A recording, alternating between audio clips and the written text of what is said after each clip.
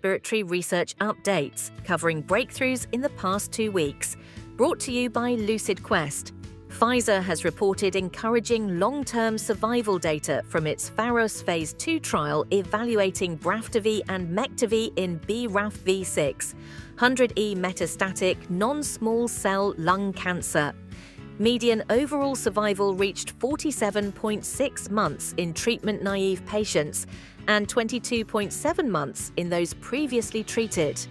The safety profile remained consistent with earlier findings. Although Pharos is a single-arm study, these results could influence prescriber choices and payer reviews once full data are published.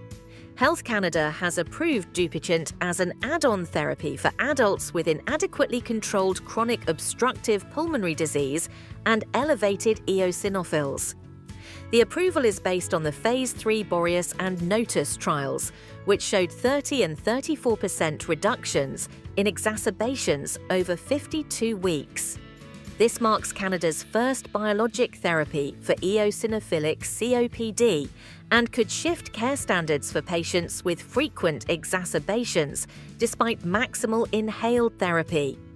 GSK has announced positive Phase 3 results for its low-carbon Ventolin metered dose inhaler using the next-generation HFA-152A propellant.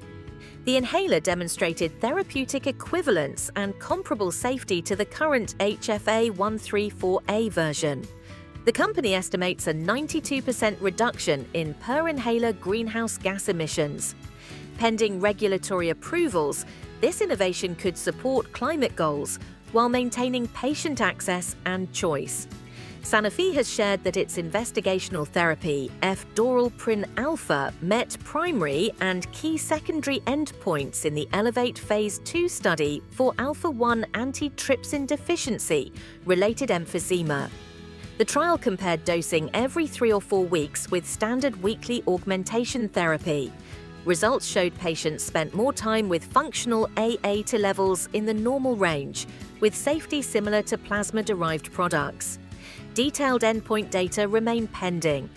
Vertex has presented new analyses from the North American Cystic Fibrosis Conference showing links between lower sweat chloride concentrations and improved outcomes in cystic fibrosis. Pooled and post-hoc data demonstrated that achieving sweat chloride below 60 and below 30 millimoles per litre correlated with reduced antibiotic use. In Phase 3, Aliftraq achieved greater reductions in sweat chloride compared with Trikafta, supporting the potential of next-generation CFTR modulators to drive deeper correction of chloride transport.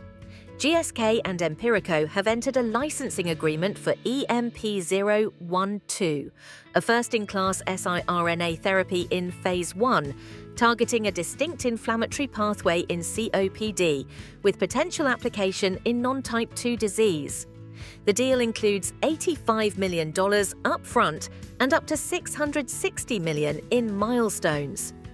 EMP-012 offers the prospect of extended dosing intervals and combination use, signaling GSK's growing investment in RNA-based respiratory therapeutics.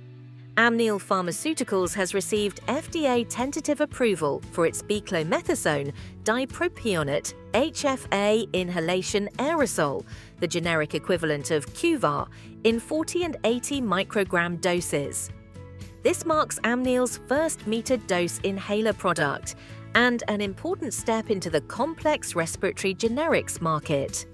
The approval may introduce competition that supports broader patient access and pricing balance.